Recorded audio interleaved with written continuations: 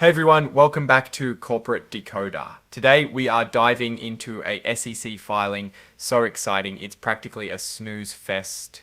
Just kidding. We're uncovering the real story behind Array Technologies' latest move, so stick around. In this report, we're focusing on what happened around February of 2025. It's a snapshot of what's been going on with the company, and we're going to break it down into simple terms. Think of it as a company health check. Array Technologies, that's the company we are looking at. They are based in New Mexico. They're traded on the NASDAQ Global Market under the ticker symbol Array. Now, let's talk about a change at the top. A director, Paulo Almirante, is leaving the board of directors.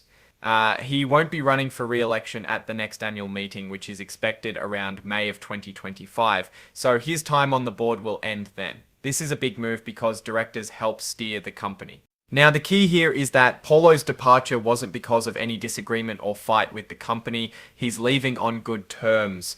It's important to note that he is not leaving due to conflict with the company on operations, policies, or practices. This is actually good news because when a director leaves suddenly because they disagree with something, that can scare investors. So it sounds like this was planned and amicable, friendly.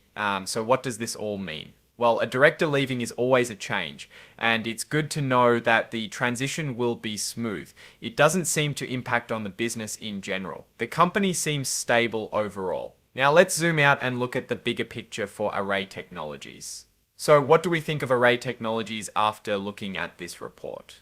Let's start with the good. The company seems to have no problems. They have a solid position in the solar energy market, which is a growing industry. This gives them a good tailwind. On the other hand, any company in a high-growth industry faces risks. Competition is always a threat. New technologies could come along and disrupt the market.